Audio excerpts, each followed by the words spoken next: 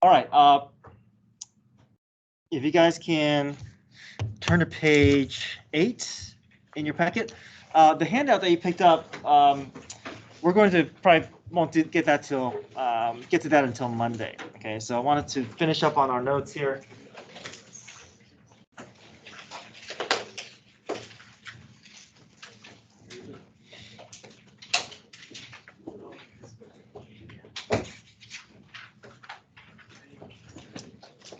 Okay, so we started with U-Substitution, and I think we got through example 7, but I want to walk through this problem again, just to kind of recap what we did yesterday, as well as see if you guys have any questions.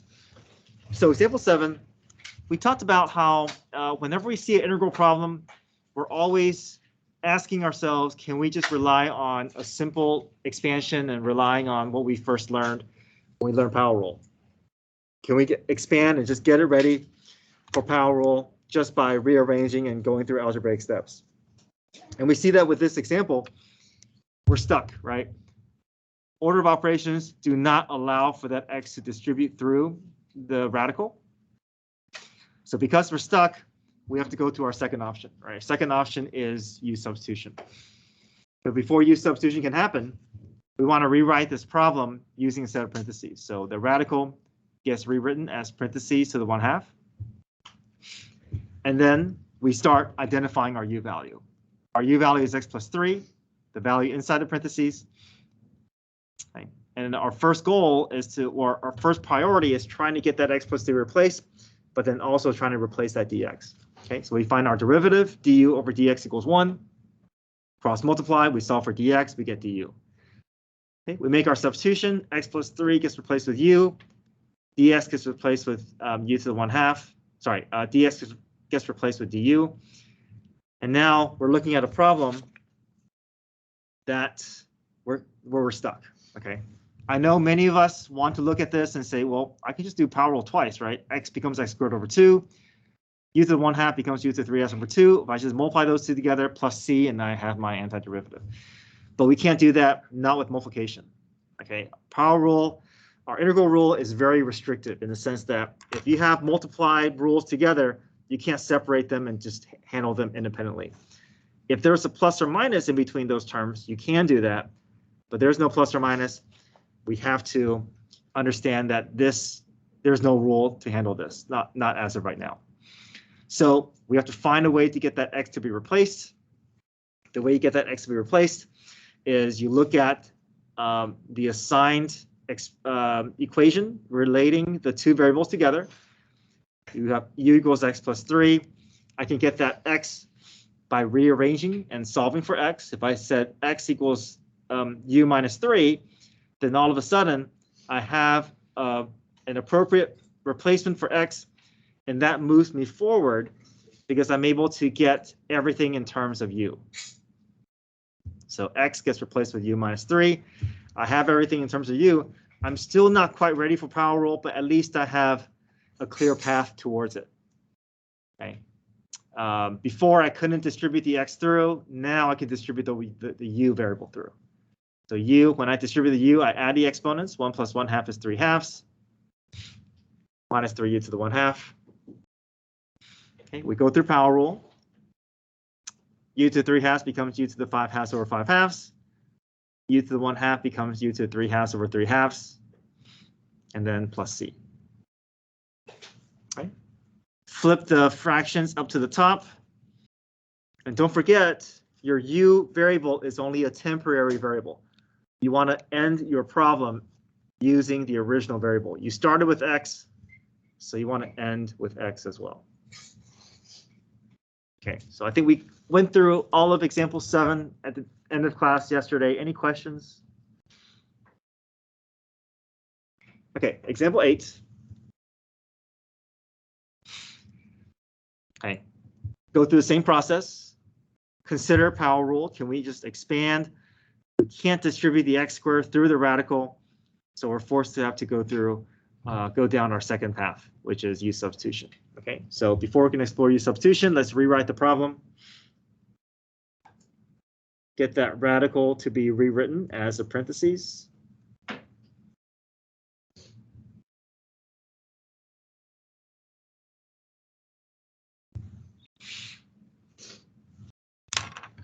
Okay.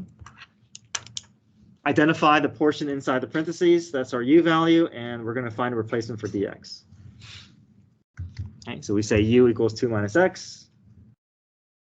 It seems kind of odd to have to start with a value that is lower than what we're trying to get rid of, right?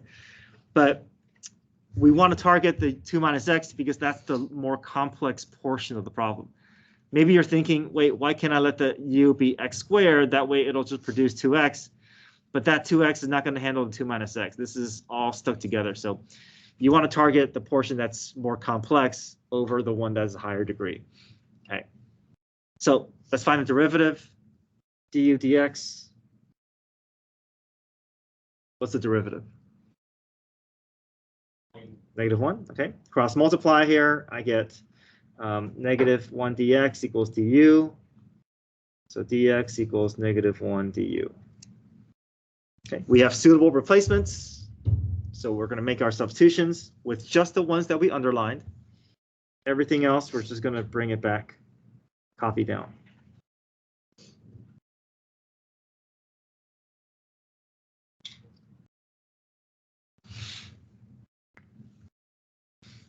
Okay, so again, I want to make sure that we understand that we're stuck. Okay, we cannot do power rule if there's a multiplication involved. Okay, I can't do x cubed over 3 and then u to the 3 halves over 3 halves and then plus c. Okay, we can't.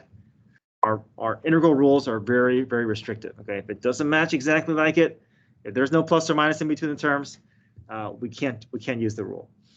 So we got to get this x to go away. We got to find a replacement for x, and to do that, we're going to go to our assigned expression equation between u and x, rearrange it, and fill that in. Okay, so if I solve for x, what would that look like? X equals what?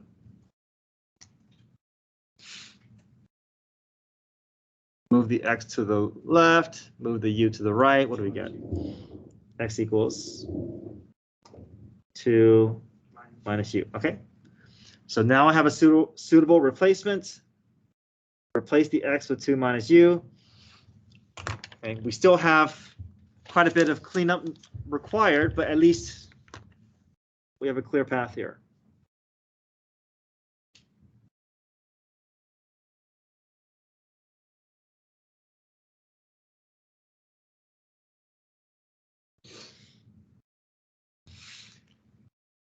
At least everything is in terms of u. That's a good, we're making good progress. But we have to make sure that as we move forward, that we are cleaning this up appropriately, right? That we are not distributing the 1/2 through yet. We're foiling this out appropriately. We're not just distributing the 2 through. Spend the time to write this out twice and foil every term out.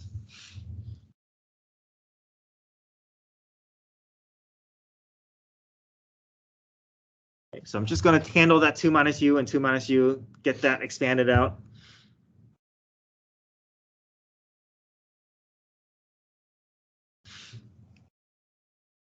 So 4 minus 4u plus u squared.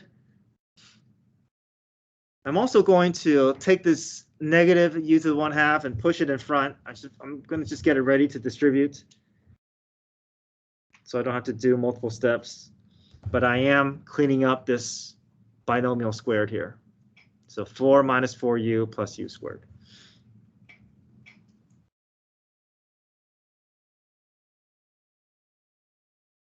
Okay.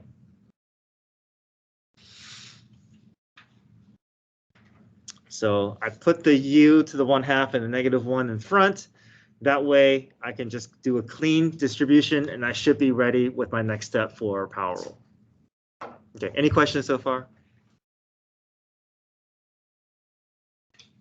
Okay, distribute the negative u to the 1/2 through.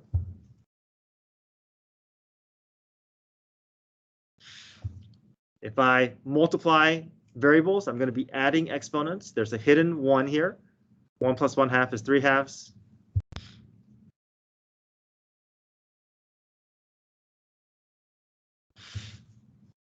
1/2 plus 2 is same thing as 1/2 plus 4 over 2, which is 5 over 2.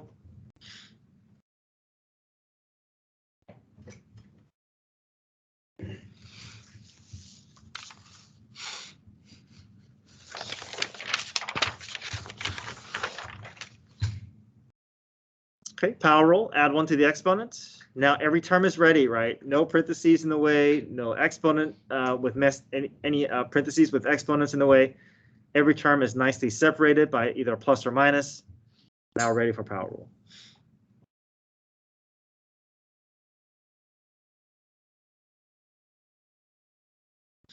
Add 1 to each of these exponents.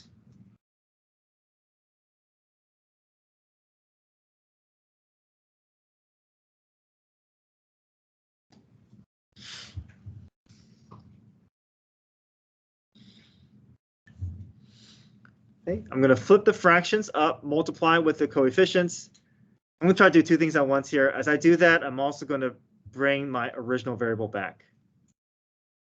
So 2/3 times -4 gives me -8/3.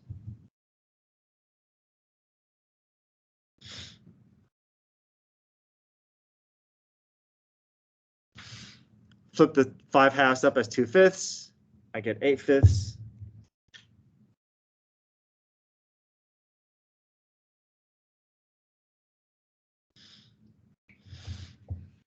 Flip the 7/2 up as 2/7.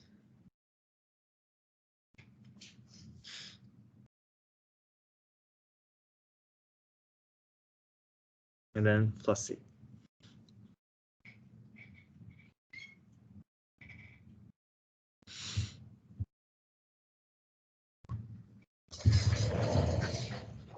Okay, questions here?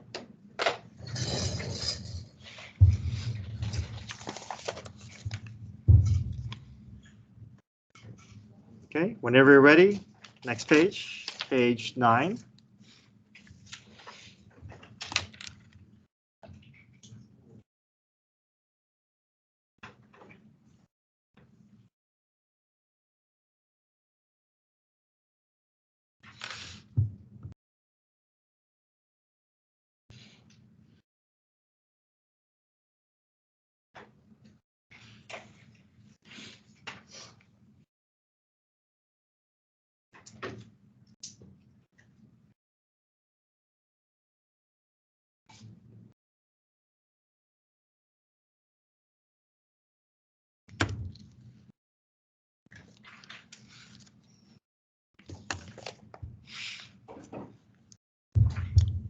Okay, does anybody still need this page?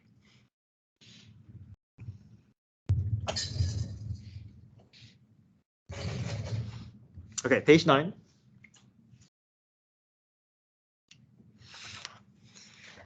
So we're still going to be talking about U-substitution, but now we're doing U-substitution with definite integrals. Okay, so now with definite integrals, we're no longer going to be dealing with plus C.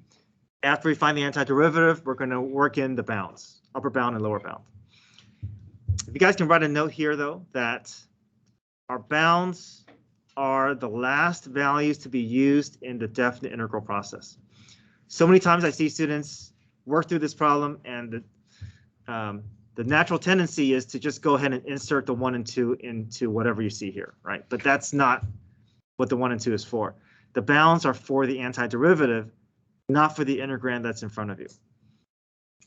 So to help remind us that the bounds are the last thing that we do, a lot of times I like to rewrite the problem without the bounds, force myself to work through this problem, because the bounds do not play a role with what I see in front of me.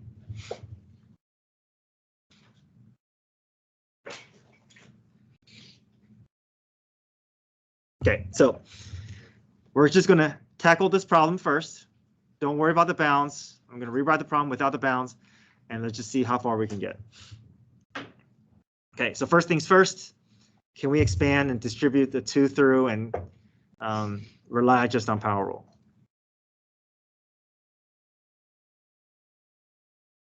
Okay, so the answer is that it's possible. Okay, the exponent 3 is not terrible, right? You could FOIL this out with 3 parentheses. but it's a little bit, it's not as manageable as we would like, right? I would say that you can rely on power rule if it's x squared minus 2 to the second power, right? Foiling out and distributing is not too much time and effort, but that 3 is a little high. So we could do it, but we would prefer a more efficient way. Okay, so I think 3 is right at that line where I think it's not worth the effort to expand. Let's just go through U-Substitution. Okay, so we're going to explore our second method, U-Substitution.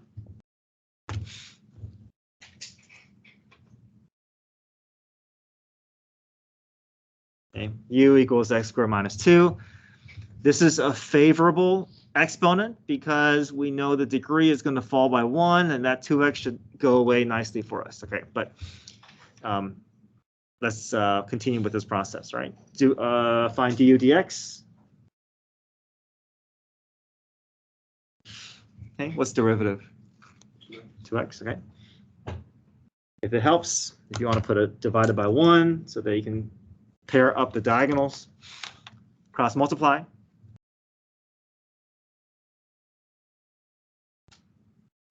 Solve for dx.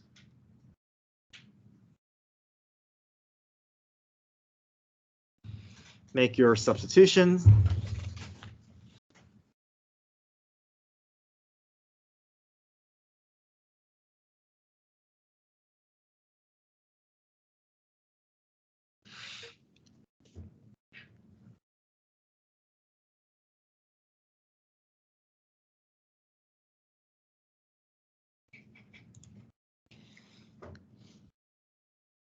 Okay, we can't move forward until the x's are resolved. Did the x's go away?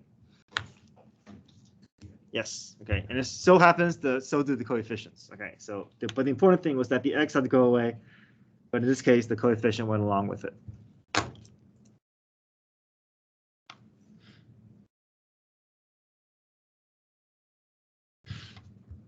Okay, nice clean power rule. What does that become? Yep, u to the 4th over 4. Now, normally you would say plus c, but we're not dealing with indefinite integrals, so we're not going to deal with the plus c. We're going to work the bounds in. Okay. Now, we have two methods that we're going to go through to handle this type of problem, and you can choose between either method. But I want to ask you, can I do this? Can I just go ahead and work the bounds in 1 and 2 and for this u to the 4th over 4? Okay, what's wrong with this next step? Okay, so what's the issue again? Okay, so the variables are not matching. Okay, so that's what I want to make sure that we understand. The bounds are in terms of x.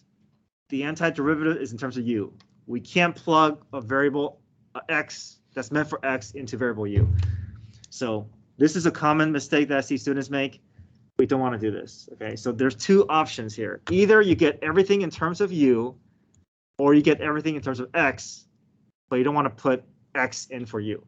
Okay, so I want to show you both methods. And ultimately choose between which two methods.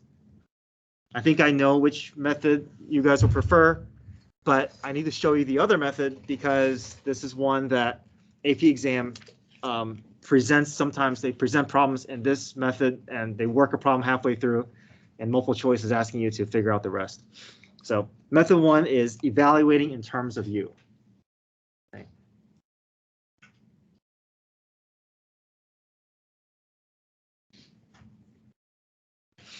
So to do that, we're going to leave the u to the 4th over 4 alone. It's already in terms of u, but we're going to spend the time to convert the bounds to be in terms of u.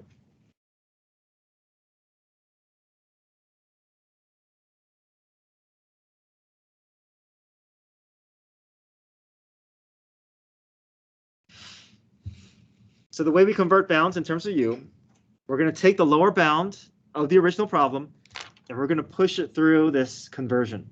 The conversion is the equation that connects the two variables together. So we're going to say this. If x starts off as 1, and if we push it through this conversion, then my new u value is going to be 1 squared minus 2, which is -1. Okay, so that's my new lower bound that has a matching variable with what I want to plug in. Okay, same thing, I'm going to do the upper bound, convert the upper bound as well. If x equals 2, and if u is equal to x squared minus 2, we push it through that conversion. U is equal to 2 squared minus 2, which is 2. So now we're ready, okay? We take our antiderivative, half bracket to indicate we are ready to insert the value. Upper bound is 2. Lower bound is -1.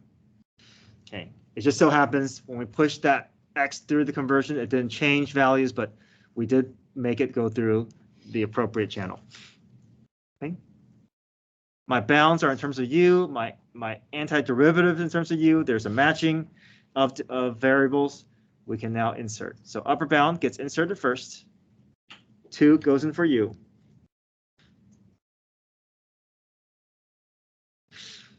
And then the -1 goes in for u. 16/4 minus 1/4 is 15/4. That is the number that is area related, okay, antiderivative, depth integral of that region. Okay. Okay, so that's method 1. The other method is getting everything in terms of x. Okay, and I think this is the one that many of us would prefer.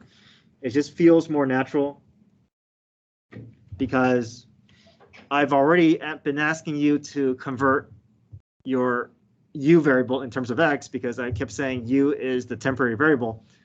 So if I bring this back in terms of x, then I don't have to adjust the bounds, right? The bounds can just be used as they naturally are. So method 2 is evaluating in terms of x.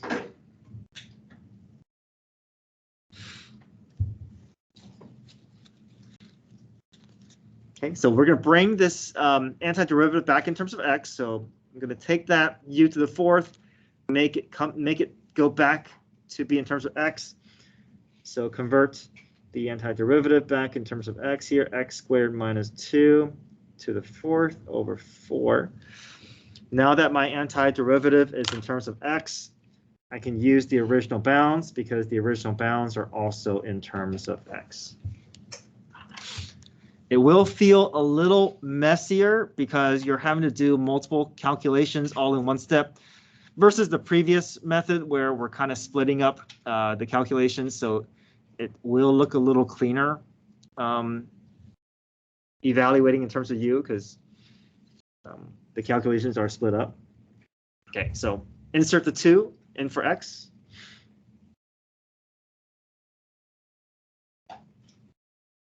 We should get the same answer though. 1 in for x.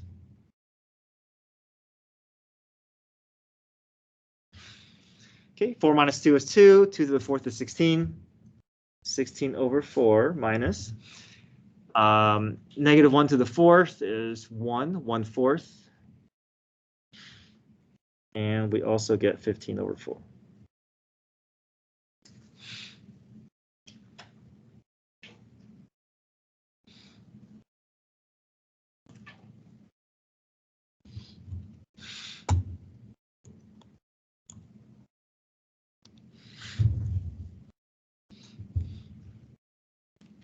Okay, either method is fine. This method is does show up on AP exam where it's a multiple choice question and they work a problem halfway and they see if you understand being able to convert the bounds and matching the variables and then evaluating. But I think a lot of students prefer this method. It just feels more natural to bring your u back in terms of x and then just use the original bounds without having to adjust. What you don't want to do is use the antiderivative in terms of u, and then plug in the x variable bounds. Okay, you don't want to do that. That's not going to. I think in this case it does end up giving you the same answer, but that's not the correct method, and we can't guarantee that. It's just a coincidence that this also happens to work out. Final note that I want to point out before we look at example 2 is if you are pushing your bounds through the conversion, whatever you start as a lower bound will remain as a lower bound, even if that value ends up being higher than the upper bound. Okay, so whatever you start as a lower bound, just blindly put it in the lower bound spot. Whatever you start as upper bound, whatever that conversion turns into, just put it as upper bound.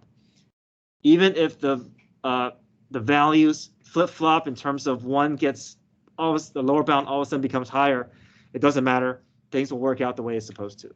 Okay, so don't overthink it. Don't try to swap the bounds because the lower bound is higher than because the value is flip-flopped. Okay. All right, example 2. Okay, we see a definite integral. It's a rather complex problem. Expansion is not going to work. There's too many terms in the denominator, but we really have to kind of force ourselves to ignore the bounds and just handle this problem first and let the bounds be the last thing we do. Okay, so I'm going to just force myself to rewrite the problem without the bounds so I can just focus on handling this indefinite integral. Okay, expansion is not an option. I rewrote the denominator using parentheses. I have to go through U-substitution. There's my u value.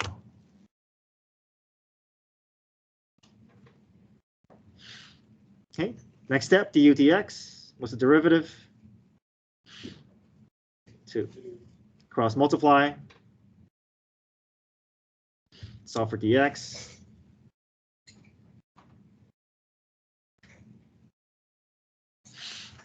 And we start making our substitutions. Only substitute the ones that you've underlined and copy, bring everything else down.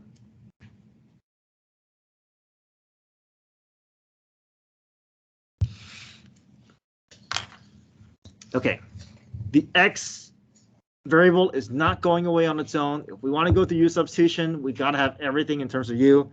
That's not showing up. That's not the case right now. So we have to go through change a variable. We have to look at our assigned equation between the two variables and see if we can rearrange it to get that x to be replaced. Okay, so I'm going to solve for x here. I know that 2x is equal to u plus 1. If I divide both sides by 2, I get u plus 1 over 2. It's a little messy having to do with a fraction within the fraction. If it helps, you can make it 1/2 parentheses u plus 1 if it makes it a little bit easier to plug in. So now I'm going to insert this 1/2 u plus 1 in for the x. And that way I can bring everything in terms of u, or move in that direction.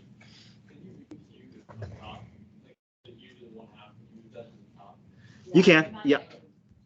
Yeah, eventually that u to the 1/2 comes to the top. You can do it now or do it later. I'm going to wait till later, but if you do it now, that's fine. That's fine.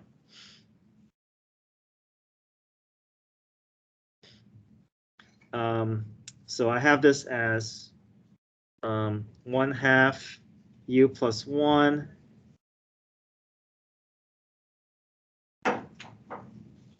all over u to the 1/2 du. I will say, though, that the common mistake I see, if you bring that u to the 1/2 to the top, make sure that you protect the u plus 1 with a set of parentheses. Okay, what you don't want to do is this. You don't want to bring that up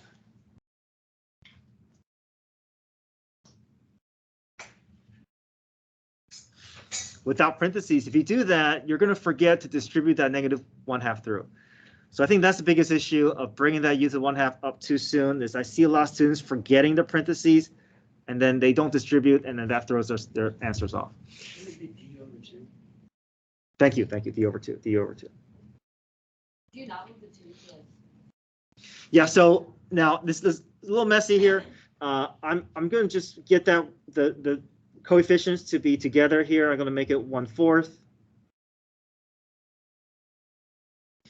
And I like to go through this process of splitting up into individual fractions, because that way you're forcing yourself to look at every term for the denominator, and then you're not forgetting to distribute. Okay, so here's my cleaned up integral here. I need every denominator variable to be up top, and I'm also going to assign the 1/4 to every variable. So if I bring that u to the 1/2 to the top, 1 minus 1/2 is 1/2. Bring that u to the 1/2, u to the negative 1/2 du. Okay, so if you brought the u to the 1/2 to the top earlier, it's fine, but we do need to match in terms of these terms. Getting ready for power rule. Okay, questions so far? Okay, we're ready for power rule. Add 1 to the exponent for the for each of the variables.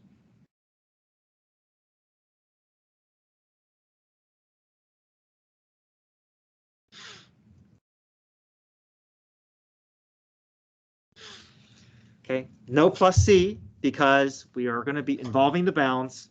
I'm just going to get this cleaned up, and I'm going to go through method 1.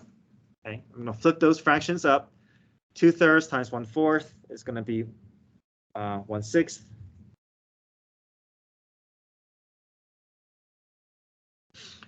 Flip that 1/2, that's 2. 2 over 4 is 1/2. Okay, I'm going to hold off on this. I know I'm going to evaluate this antiderivative, but I'm going to spend the time to go through method 1. I'm going to convert the bounds.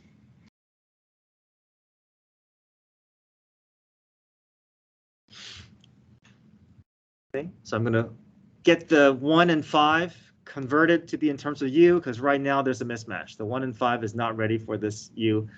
So I'm going to say if x is equal to 1, my conversion is 2x minus 1.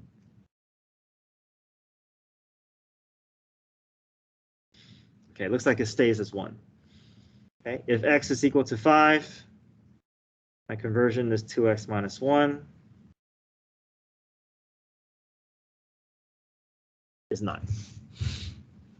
Okay, I have a matching variable here, antiderivative in terms of u, bounds in terms of u.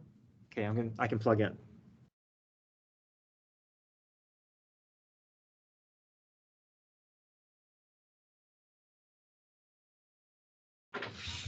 Upper bound first, 9 inserts for u.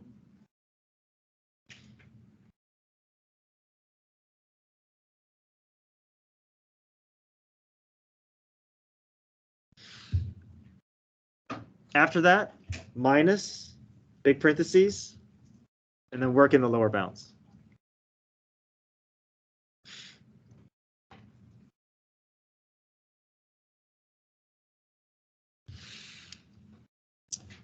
Without a calculator, it's easier to evaluate dealing with the square root rather than raising it to the third power. That's a hard thing to do, but if we deal with the square root first, it's easier. What's square root of 9? 3. And then we do 3 cubed, which is 27. So square root of 9 is 3. The 1 to the 3 halves, 1 to the 1/2 is just 1. Here's the minus 1/6 minus 1/2. Okay, you can leave your answer like this without a calculator, but with a calculator, you can also get it all the way down to 16 over 3.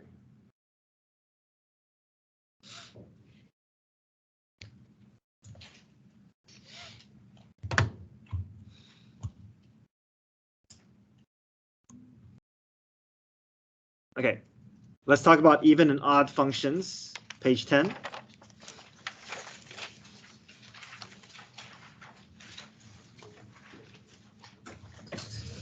Okay, any questions so far? For this problem, you could have gone the other direction. You could have brought your x back to your antiderivative and then used 1 and 5. You would have gotten the same answer.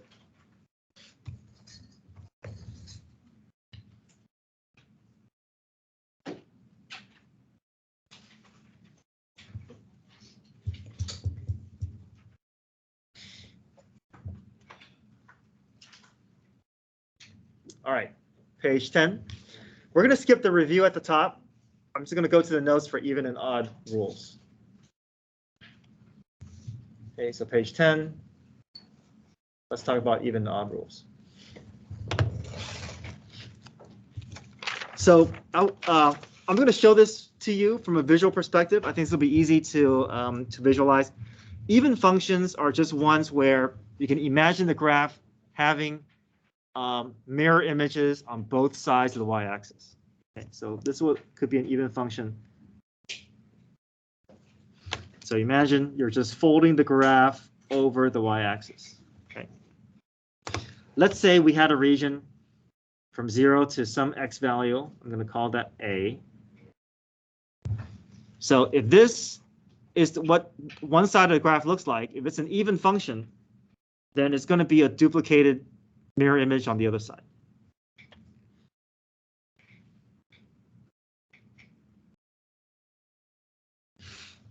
Negative A.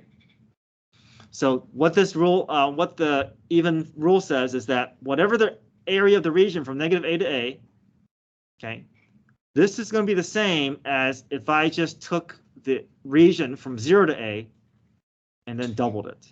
Right? If I doubled that, that's going to be the same thing as if I were to add up that entire region from negative A to A. But the big thing I want you to understand is if you see an even function, whatever you create on one side, you're going to duplicate that and create a mirror image on the other side. All right, an odd function is kind of has an even but opposite property on either side of the y-axis. Okay, so let's say the region from 0 to A is also showing some value. Let's say it's equal to like 4. Then that means if it's an odd function, the other side of the y-axis will be below, will be the opposite. Okay, it will still show area 4, but it's now going to be below the x-axis. So if a true odd function is where if I were to add up the distance from same distance from either side of 0, it'll always total to be 0. Okay, so if this is negative 4 and that's positive 4, I'm always going to 0 out. Okay, there's always the even, but there's only equal but opposite property and value on either side of the y-axis. Okay, let's look at some of these examples here. Suppose that our g of x is an even function. Okay, so we know we're going to be targeting mirror image here. Okay, and we're given a bunch of regions for us to graph. You have a region from 0 to 3. You have a region from negative 4 to negative 3, and we're trying to find a given region. First thing you do is sketch your graph with the intervals that's provided. Okay, and whatever interval you create on one side, go ahead and create those intervals on the other side as well.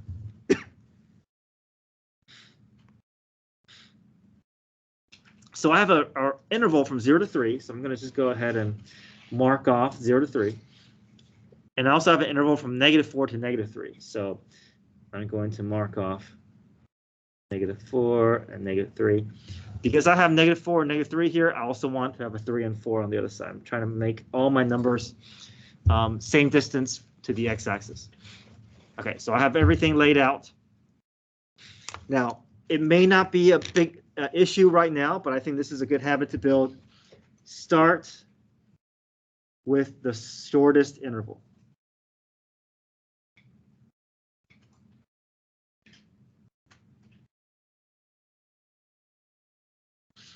Negative 4 to negative 3 is going to be a shorter interval than 0 to 3. It's not going to matter for this problem, but when there's overlapping going on, it's helpful to start with that anchor of that shortest interval. Okay. Don't look at the smallest area. Okay.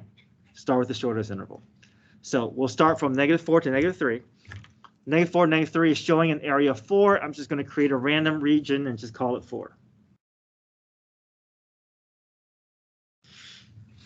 Now, as soon as you put anything down, go ahead and try to fill out the other side.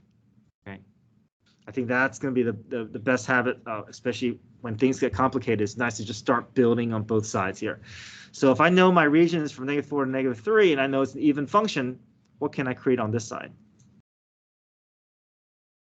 Also positive 4 from 3 to 4, right? I'm creating a mirror image. Okay.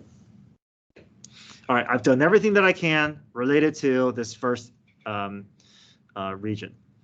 Now, let's move on to the other region here. From 0 to 3 is giving me 2. Okay, so that's positive, that's above the x-axis. I'm going to create a smaller region and just call it 2. Okay, it's still an even function. What can I put on the other side? Same, 2. Okay, you may think that I'm just going to add up all these numbers, but we're only going to add the numbers based off of the interval that they're providing for us. Okay, they only want the region from -4 to 3. So we're just going to total those values up. -4 to 3. What does that give us?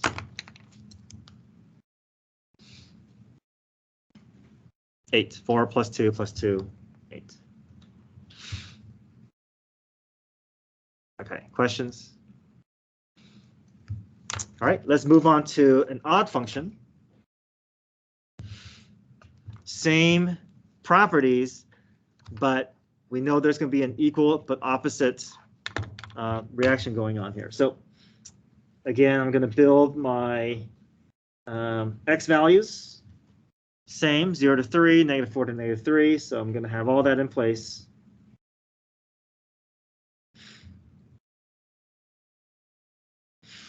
Okay, this problem, again, is not going to matter much, but I think it's a good habit. Start with your shortest interval. Start here. All right, -4 to -3 is displaying +4. So go ahead and get +4 to show up.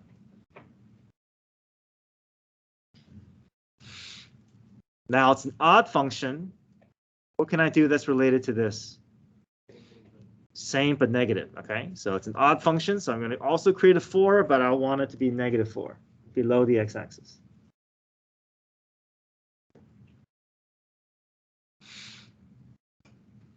Okay, now let's move on to this. We've done everything that we can with that shortest interval. We've filled out the other side. The other interval is from 0 to 3. 0 to 3 is also 2.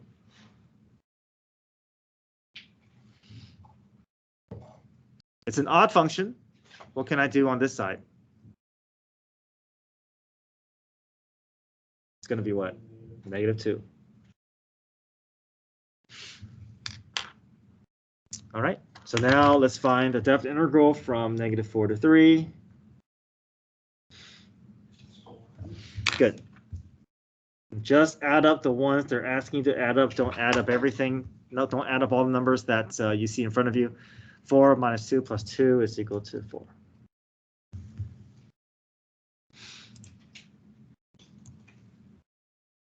Okay, last one here, example 5. Now this is where following the pattern that I laid out for you is going to be really helpful, okay? Because we're going to see some overlapping, okay? And overlapping can be confusing, but if you are starting kind of following the method I've spelled out for you, it's a little bit easier to kind of make sense of it. Okay, let's understand that this is an even function, right? So ultimately, we're going to create mirror images when everything is said and done. Let's go ahead and mark off all the intervals that we want to mark off.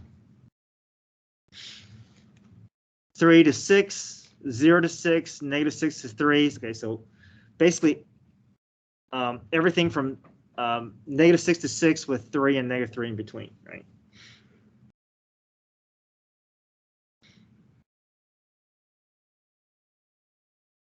Okay, so these are all the numbers that will be involved with this process, right, for x values. Okay, good so far? Okay, which interval do we want to start with? Good, right? 3 to 6 is a shorter interval than -6 to 3, right? If you start with a smaller interval, it'll kind of help give you an anchor to begin with. Otherwise, it just feels confusing. Okay, start with your shorter interval. Not because it's a 7, that's a 12, it's because it's a shorter interval than this here. Okay, so from 3 to 6, we're going to create a region, call it 7.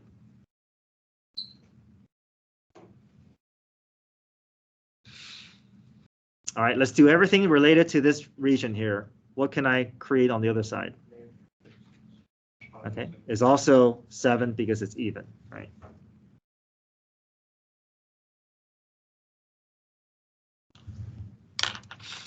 Okay, now this is set in stone, okay? We're not gonna do anything overlapping this region, but look at what we have next. Now they're giving us an overlapping region. They say that the whole region from -6 to 3 is gonna be 12, so we already know this is 7, okay? We're not gonna play with this, but we know that this whole thing is gonna total to be 12, right? That's what this is saying. The full interval from -6 to 3 is 12. It's nice to have this blocked off already. We're done with that. Okay, what's remaining though? This remaining region must be what? 5. It's an even function. So can you split it up? Good, 2.5. 2.5 here. 2.5 here. I think what I see some students do is they put a whole big arc and they put 12. And that just throws everything off because you got the 7 and you got an overlapping 12 and it's just hard to see. Just understand that when you do overlapping, you already know this is done. You're not going to overlap this region. You're just trying to fill in the remaining empty spaces. Okay, everybody good with that? Okay, so now we're going to add up the interval from 0 to 6.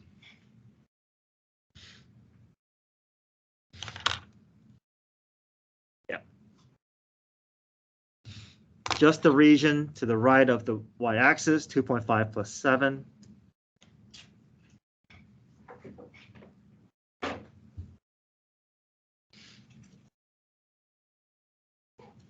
Okay, questions?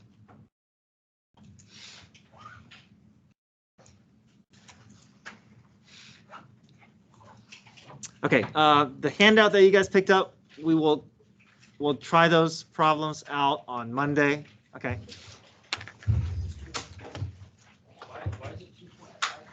Okay, the reason why it's 2.5 is because we know this full region is 12, right? We already know this is 7. So what's left from this region? 5. But it's an even function, so I got to split 5 in half. So 2.5, 2.5, 2.5 plus 2.5 is 5.